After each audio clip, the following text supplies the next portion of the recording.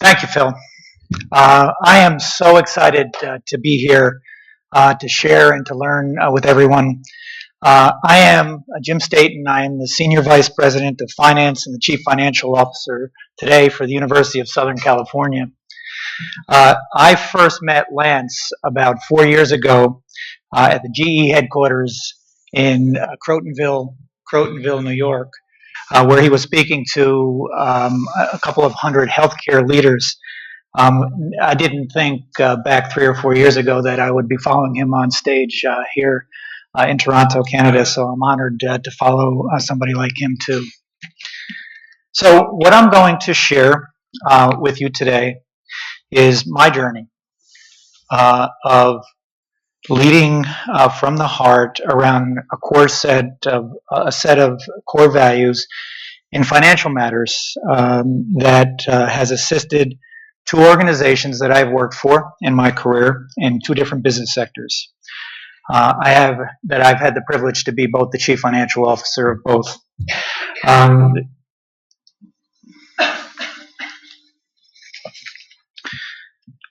My two stories will be from these two business sectors, the healthcare sector. I worked in the healthcare sector for 35 years. 13 years of that was as a consultant, and then 7 years at New York Hospital Cornell Medical Center. And then that became New York Presbyterian Hospital with Cornell and Columbia as their medical schools. Worked in Manhattan for 20 years, and then after that went and worked as the chief financial officer of the Yale New Haven Health System in New Haven, Connecticut. More recently, as Phil mentioned, I've been 9 months now as the chief financial officer of the University of California, the alma mater of Lance, that I also found out when I talked to him 2 weeks ago. So my first story started about 6 years ago. I was the CFO, had been for about 10 years in that role at the Yale New Haven Health System.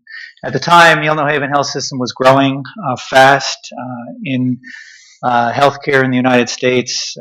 It costs too much. It's very disconnected, as Lance had described. So as many leading health systems were doing at the time, we were doing a lot of mergers and acquisitions. We were scaling because scale mattered. We were trying to integrate everything that was coming in, trying to be efficient at the same time. At the time, I was also getting used to a new CEO, Marna Borgstrom, who was a graduate and a great friend today, who from Stanford University. And she had just brought in a coach, someone named Rich Ruman, to help her and her new leadership team get going and get connected. At the time, Yale New Haven Health System had a whole bunch of different components under one organization. They were Greenwich Hospital from Greenwich, Connecticut, and one of the wealthiest communities in the United States, was part of that health system. Bridgeport Hospital, in one of the poorest communities in this country, a 600-bed hospital, was part of our health system. We had the Yale New Haven Hospital at the time with the Yale Medical School and the full-time faculty. And we had a lot of physicians that were in private practice or in small group practices looking to change their direction where they could spend more time with patients and less time doing the administrative stuff of business. So all these organizations were looking to join and trying to integrate into something we were calling the Yale New Haven Health System. We had a new CEO. And at that time, we had in New Haven, Connecticut, two hospitals 6 blocks from each other, Yale New Haven Hospital and a Catholic hospital called the Hospital of St. Raphael's, a Sister of Charity's hospital. Sisters of Charity Hospital and Yale New Haven Hospital were competitors, some would say enemies, for 120 years. They competed for the same patients, town gown issues, and St. Raphael's Hospital was in dire straits economically. The Sisters of Charity looked around the country for another Catholic organization to take it over. Nobody wanted to come into New Haven, 6 blocks from Yale New Haven. So we decided to become one and merge a 600-bed Catholic hospital into Yale New Haven Hospital and the Yale New Haven Health System. About this time, we were moving forward on the work in the merger. We were about 6 months away from it actually happening. The leaders at Yale New Haven and St. Raphael's knew this was going to happen. The people and the leaders from the Hospital of St. Raphael's were starting to ask questions with their destiny ahead of them, which is and was at the time the question really that changed a lot of things for me personally in my leadership. They asked what it was like to work at Yale New Haven Health System. And I said at the time it was great. It was a lot of fun. It's a great organization. And they said, but really, what is it like to work there? And I said, well, what do you mean? And they said, well, did you pray before meetings? And I said, no, we don't pray before meetings. And they said, well, you do reflect after meetings, where hard business decisions are being made. And I said, no, we don't reflect after meetings either. And then they asked the question that really changed everything for me. They asked, well, what are your values? What are your core values that are driving your organization? And I stopped for a moment and I said, I know we have a set of core values. They're in a binder back in my office. And I'll get back to you. And I went back to my office, and sure enough, in these binders were our vision, our mission statement, and our set of core values. And actually, we had one for each one of the hospitals. Greenwich Hospital had their own words, different words. Bridgeport Hospital had a different set of words. Yale New Haven Hospital, the Yale Medical School. And the Yale New Haven Health System, the parent company of everything, had a whole different set of words, all approved by the boards of all these organizations. So about this time, Rich Ruman was asking, always prompting the next question and challenging all of us. He said to me, I think you need to call Phil Clothier. And I said, Phil Clothier, who's he? He said, well, he's from Great Britain.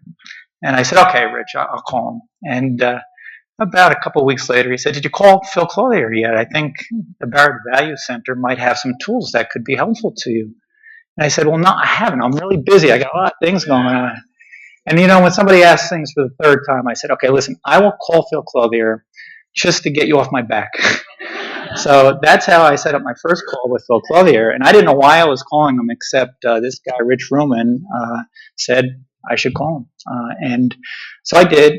And, Phil was very generous and described sort of what the tools were that we were working on. And I described a little bit of what our challenges were, that we were trying to come together.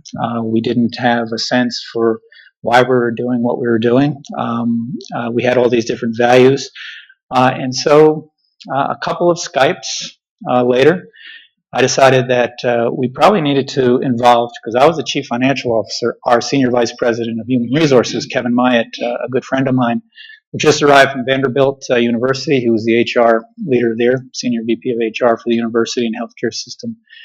And so we Skyped together a number of other times. And as we got to built the relationship with Phil and described sort of and learned about his work, we decided it was time probably to get Marna Borgstrom, our CEO, in there. So we had these now, what was one person Skypes, two person Skypes to Phil, then we had our CEO. So the three of us sat a number of times. And, because as a CEO and president of a new president and a new CEO of an organization, we found that, we had an opportunity here to create and ask questions of 20,000 employees that worked at the time for the Yale New Haven Health System and 7,000 physicians, private practicing physicians and full-time faculty across the state of Connecticut. So that was in September of 2011. We were moving towards the integration. And Kevin and I became ambassadors of this work. We actually sent out on the backs of an employee engagement survey, the Barrett Values tool. We got almost 8,000 people responded our first year out.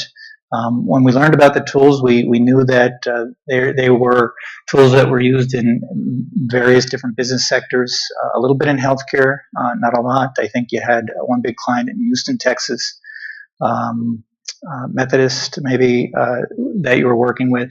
But and so we got a lot of information back from the survey.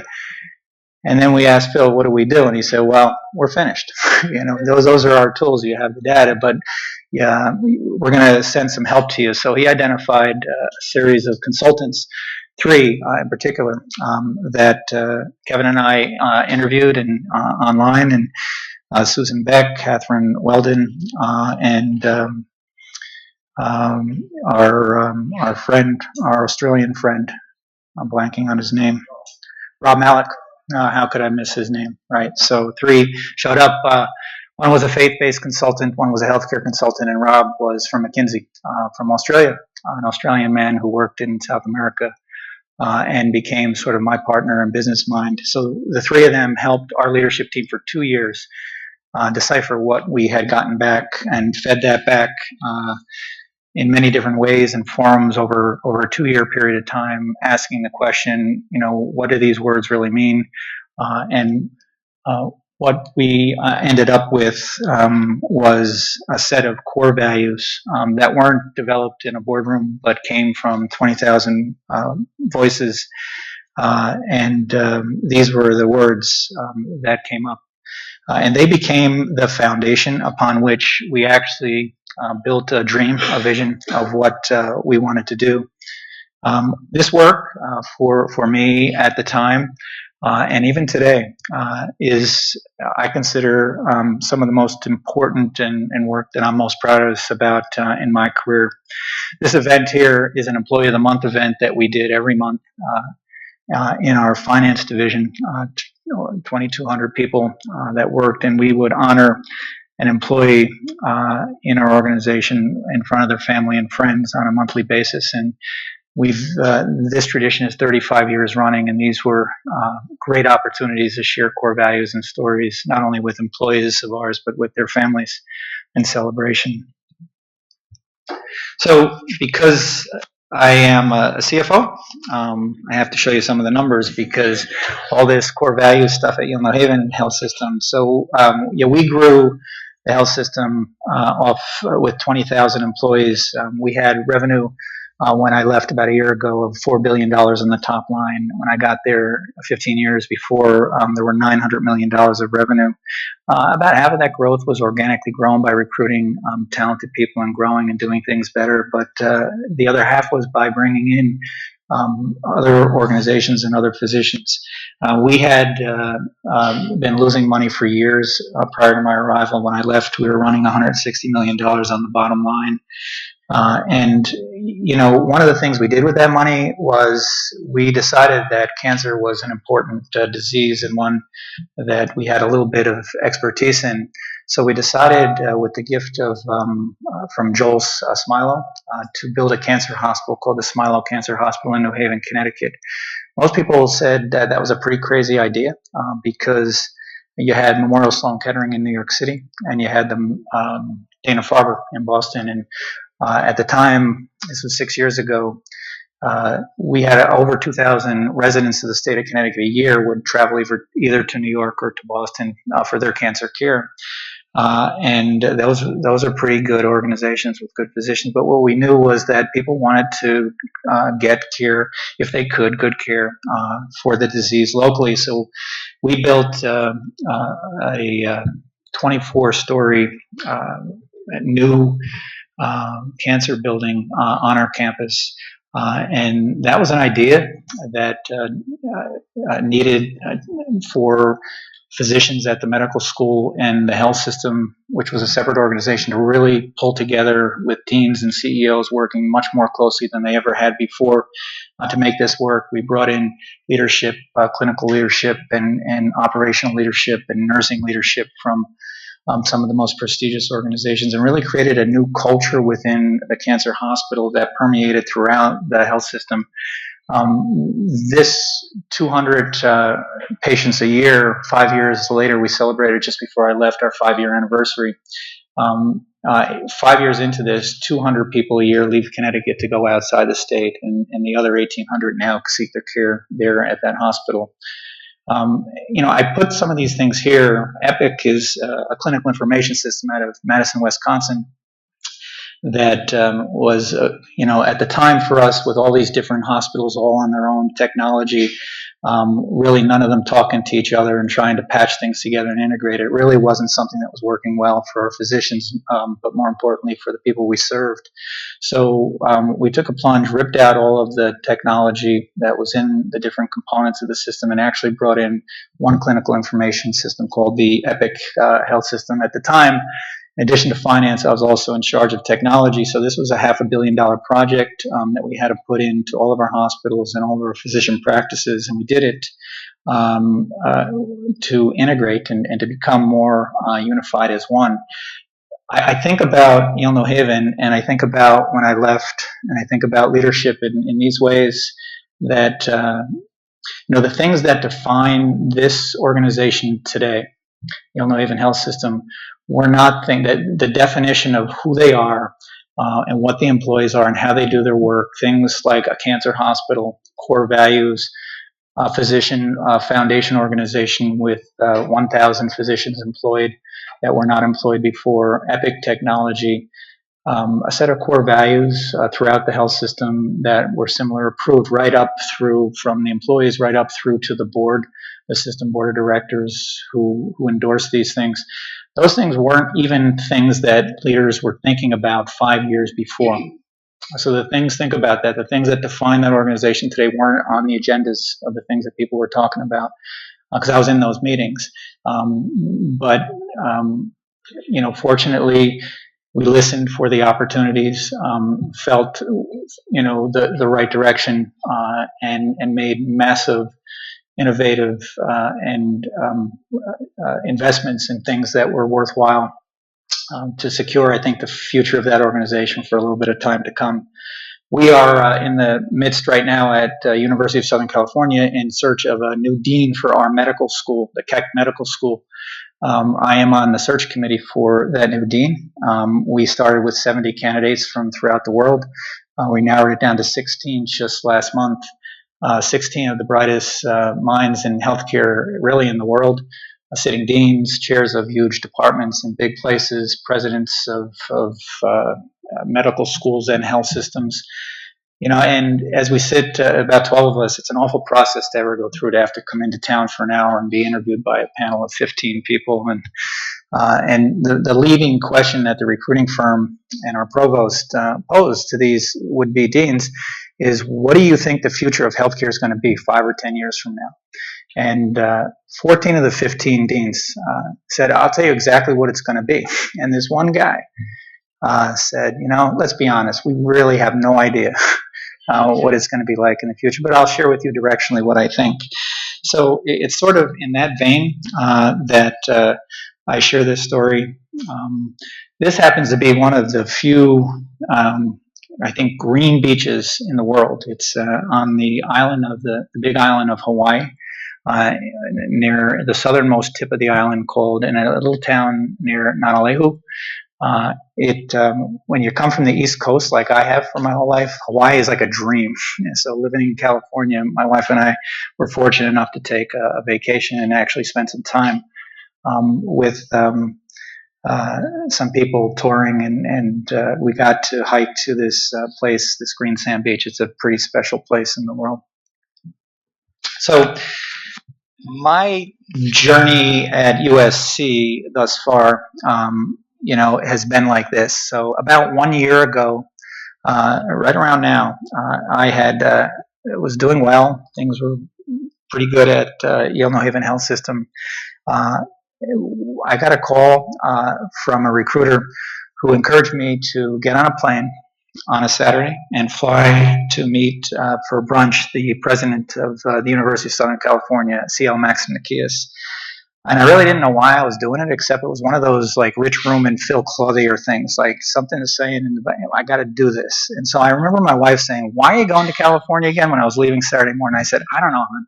They're flying me out first class in American Airlines. I'm going to Pasadena, California. I'm going to have brunch with the president of USC. If it's the worst brunch of my life, it's going to be like a pretty good thing, right? I get to meet this guy. I'm sure he's really smart." And I really didn't put a whole lot of thought into what that time was going to be like. We had an hour and a half planned for brunch, And I got there and I sat outside the restaurant I got there a little early and I waited for him to show up. And when he walked into the outside of the restaurant, he looked at me and I looked at him, and he's a Greek man. And I shook his hand, and I knew without a word before we even said hello or went into the restaurant that I was going to work for this guy. Don't know how it happened. I just knew that was going to happen. 3 hours later, we're still chit chatting at brunch, and I was going to miss my plane ride home, so I had said I got to go. So I walked this guy out to the front of the hotel, and he got in his van with his driver, and he looked at me, and I looked at him, and I hugged him. And he's a Greek man, and he hugged me, and it just felt right, you know. I came home, and my wife said, "How'd it go?" And I said, "I don't know. I hugged this guy. I met him 3 hours before, so it's either a really good thing or really not." It's California, right? I'm from the East Coast. So sure enough, I got a call. I came back out a few weeks later, met a bunch of board people and people on the cabinet and deans, and he made me an offer, and I signed the contract. And I came out. It was probably November or December to see a football game and to get acclimated and where we were going to live. I asked him. I said, "When did you know you were going to hire me?" Because he interviewed other people, and he said, "When I shook hands with you outside the restaurant, I knew." I started officially in January. I've been there about 8 months. When I went there, one of the reasons they recruited a healthcare person to USC was because the healthcare business is getting to be a bigger part of their enterprise. It's about half of their $4.5 billion today. They have a dentistry school, a social work school, a school of pharmacy, a medical school, and this big health system with 3 or 4 hospitals, a bunch of physicians. And it was losing money. And had been from the first day that they purchased this hospital from Tenant Healthcare about 8 years before. So we came in. I got there in January. I think they knew a healthcare person was on the rise. They were moving on a lot of things, and I'm going to show you some unbelievable turnaround results for the health system piece of USC.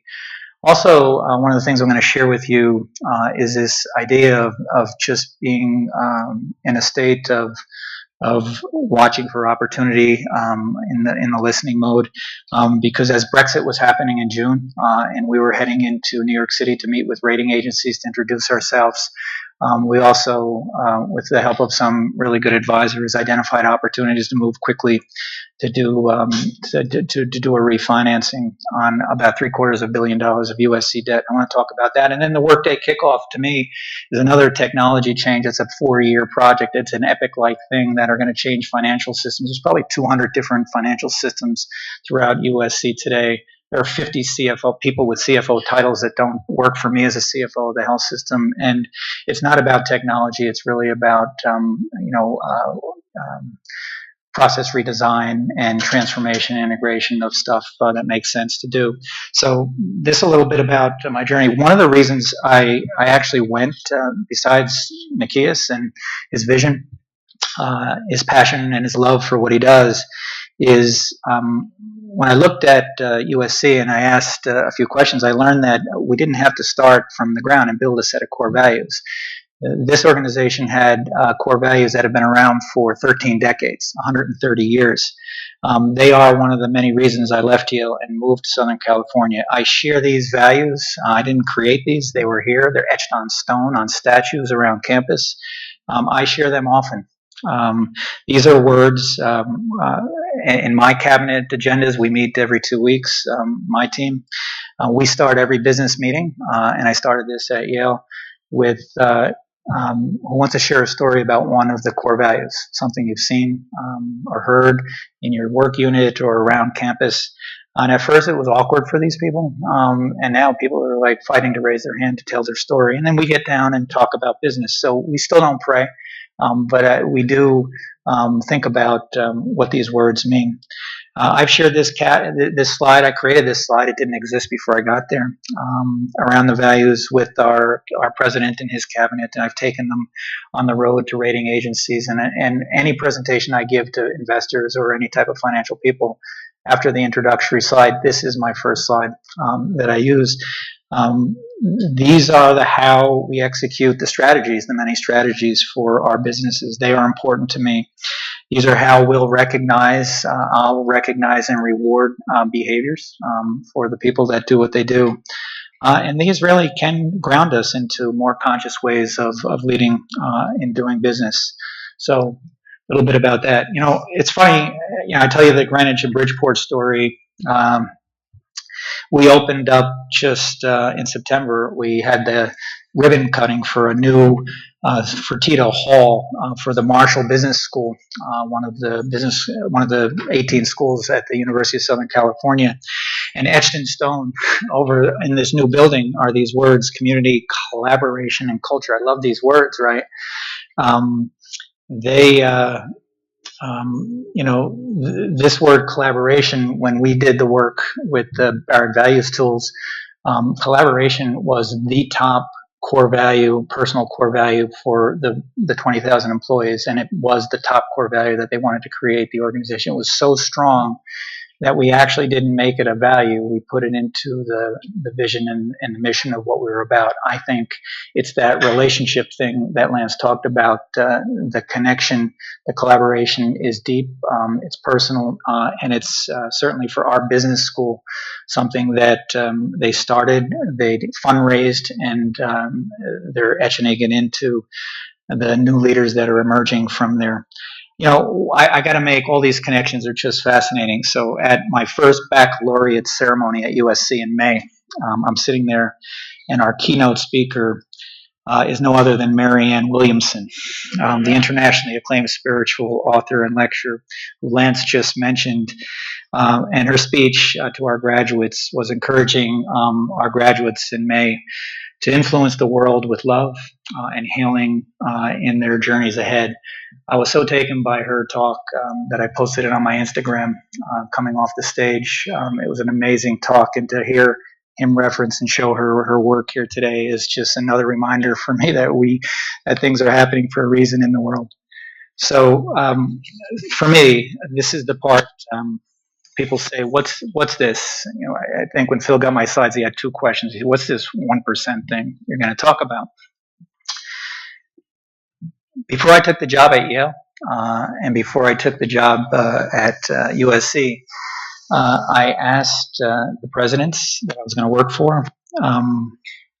They're very big on financial plans and return on investments, as you would expect, and wanted to make sure their CFO understood that. I also said that I know in healthcare and in higher ed, I will manage your budget, 99% of your budget, according to the rules and the discipline that you do. But you have to, before I'll say yes to this job, agree to allow me 1% of that budget a year to invest in things that are going to be different and not according to the rules. The return is going to be longer. It might not even be measured in dollars, but they will be the most important investments that you make. So for a place like USC, think about it, it's $45 million a year.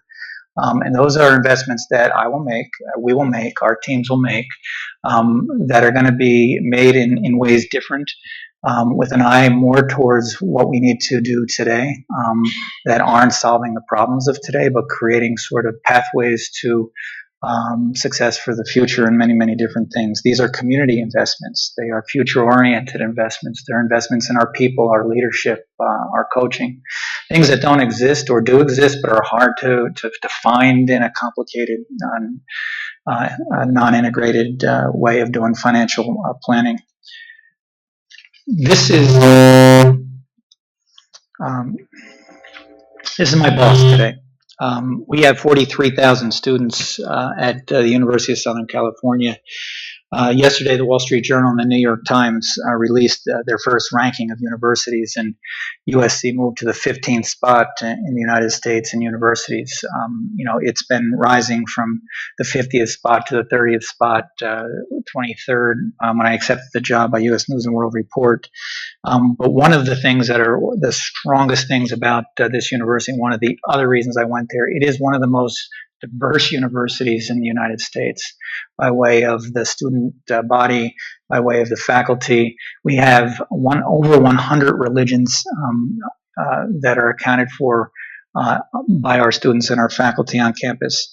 And this is a quote about culture and embracing those in cultures in broad ways that Max gave at a speech. So I thought it was something I just felt was important to show to the audience today.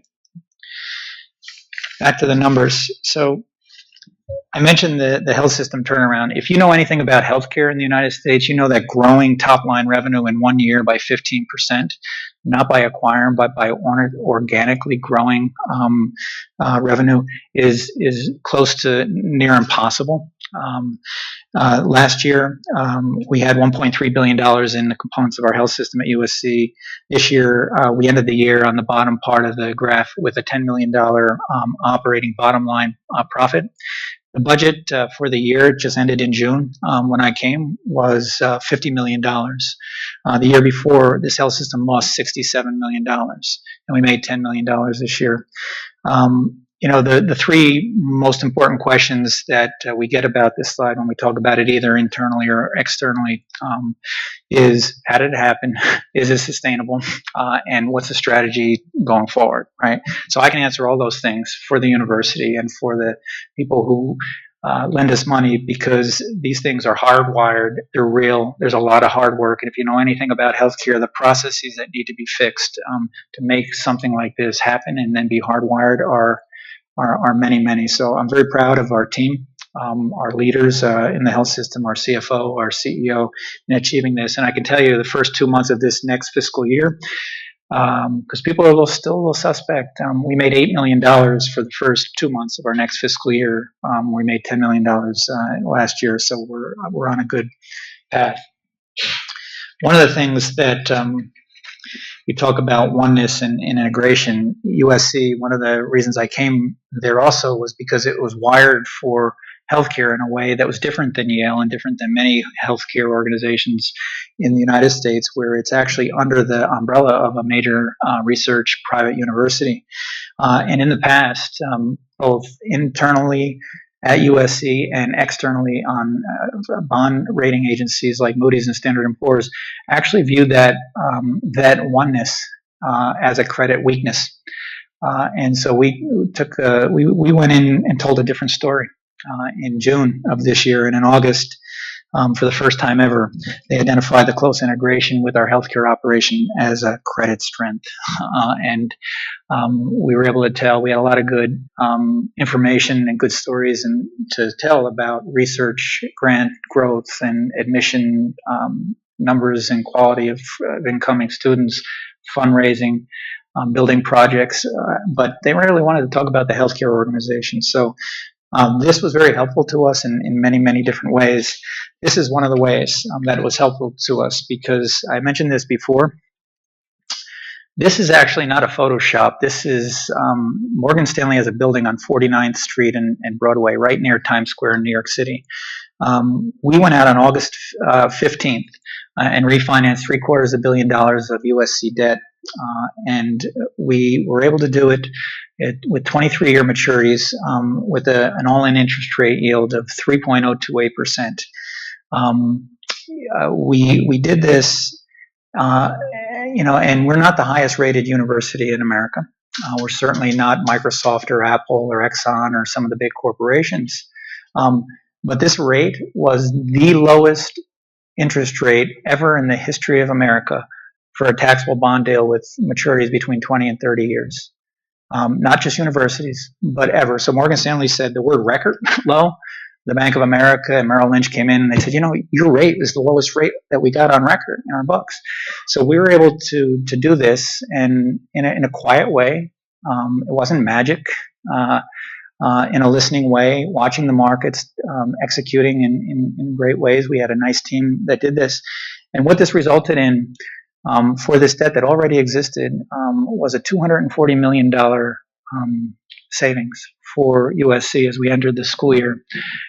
In universities, different than health systems, people actually take vacations in the summertime.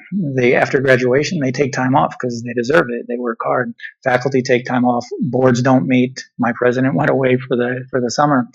When I came back in June and said Brexit happened and it created a window, that might not be there for a long time. We need to move quick, but I need your blessing to do that. And I'm new, and I know you're not going to be around. And he said, talk to a couple people on the board, and if they agree, go for it, Staten, And so we did, and the people on the board said, "Yeah."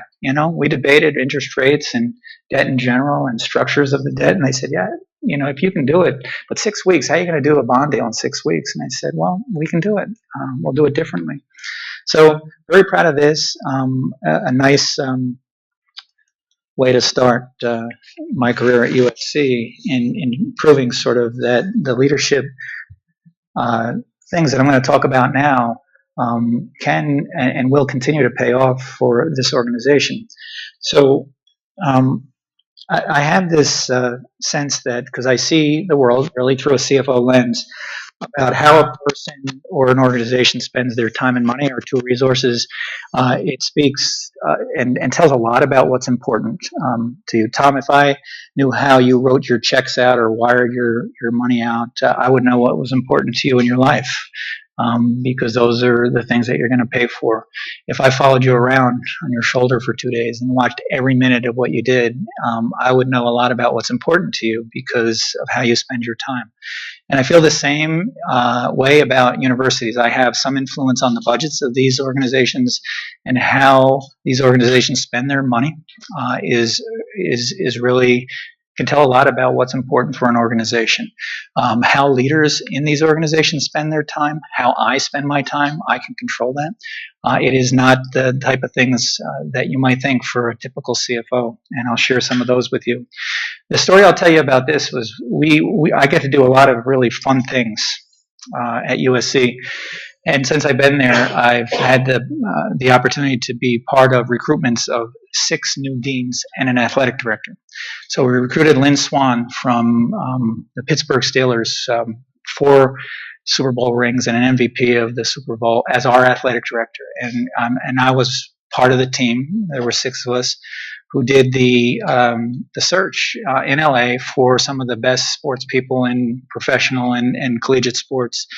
And when we got in the room, Max Nikias led the search. We each had a role or a question that we got to ask. There were 2-hour interviews. We asked a question each, and then they got to ask us questions. And when he asked me to ask a question, our lawyer asked about compliance with NCAA rules and concussions, and our fundraiser asked about how comfortable the athletic directors would be in fundraising, and our public relations person, how comfortable you would be in front of a mic after a major loss or something that happened with one of your players.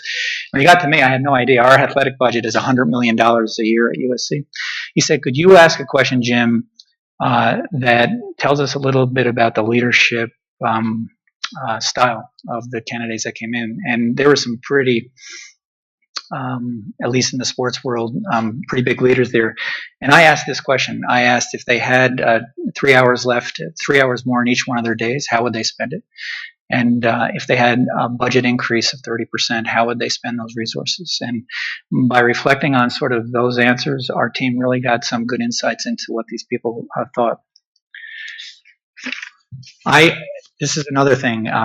Max Nikias hired me, even though he asked me, "Give me some insights into your leadership style, Jim."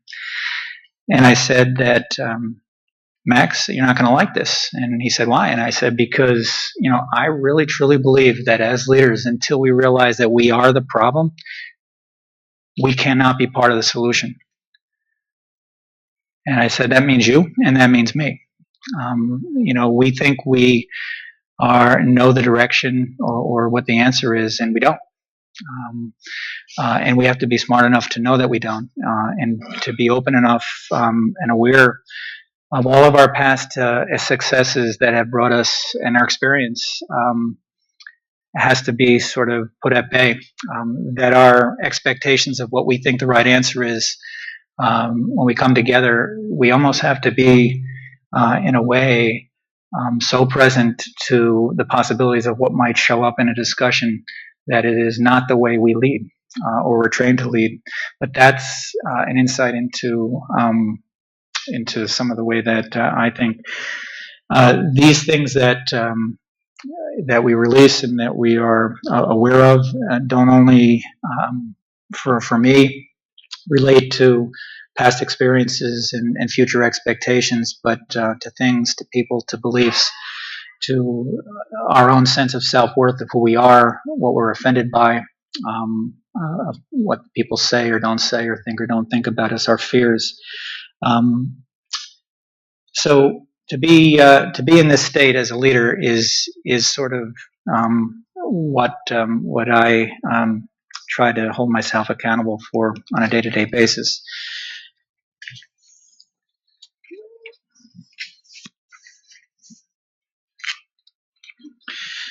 So this concept of bridges keeps popping up for me as I listen to what New World business leaders are looking to do in the work and improving the health and well-being of people that we serve. The word service too. The seven directions, are for me an American Indian. The American Indians sort of have these seven directions that they've led by. And the north direction for them is the direction of the mind. The south direction is the direction of spaciousness and love and intimacy and compassion. And the east direction is the direction of wisdom for the American Indians. The west direction is an important direction for me because it's one of courage. But there are these directions also of the upward direction, things that they look to, that we call our elders, our guardians, our guides, Father Sun, Mother Moon, whatever beliefs you have about other dimensions and what they exist. There are many things that one can draw on from leadership. And the downward direction to the American Indians is the Earth Mother, right? It's sort of the things that that the rocks teach us. The trees. There's a new book out from a German, a man who just translated into English 2 weeks ago. About trees from a German man who was a forester for I think 35 years in Germany. He may still be, but amazing that the oldest tree in the world. Anybody know what the oldest tree in the world? How old that tree might be? It's in Sweden. It's 9,500 years old. It's a spruce. Imagine what the trees can teach us. So that's a downward direction for me. I read things like that, and I actually get a lot of leadership insights into what the roots and the fungus and the tree life is about. So the inward direction for the American Indians is the most important one, and it's the place where the silence is. So this is the other question Phil asked me with less than a minute to go. My three piles. So when I was born and raised in the Catholic faith, and there was very strict rules about what was right and what was wrong, and we knew what was good or bad. And as I've gone on in time, I've created this middle pile, and the middle pile is those things I'm not sure anymore, right or wrong or good or bad. And as I've gone on in leadership and in life, the middle pile for me has gotten really, really big. And things stay in there a really long time. And sometimes I think maybe there's only one pile, but that's how I do it. So this is a GE slide. Four characteristics of very long-lived, successful companies, publicly traded companies. They're financially conservative. You may have seen this slide, Lance. They share strong values, core values to the successful company. And there's only a handful, and this is a GE study. They were good at peripheral vision, seeing what was coming down, and they had an experimental mindset to innovate and make those investments with the 1%. And finally, my last slide. This is really how I lead. And this is the other question Phil had. Are you going to really disappear, Jim? So in the broadest sense, I feel that as leaders, I actually try to figure out how not to do tomorrow what I did yesterday or last week. And I try to create space in my work life to be thinking about the things in the organizations that most people are not thinking about because they're trying to solve the problems of today. And that for me is the design phase. It's not designed, by sitting in the office and thinking, great thoughts. It's a very broad-based, inclusive design that takes a lot of work, particularly in big organizations, to design the process towards what we need to do for the future. But once that design is accepted and has the support that it needs, I really delegate that work to people to do it. And I don't delegate and then manage. I delegate and let them move with that. And then I disappear really into the next design phase of the things that we need to work on. And that's what I did at Yale, and that's what I'll continue to do at USC. The question I often ask myself these days in business interactions and in my personal life is, what is really trying to happen here? I find more and more that people are looking for deeper and more heartfelt leadership from themselves and their teams. So the question I ask is, what's trying to happen here? And the question I'll leave you with is, what kind of questions do you have for me right now? Thank you.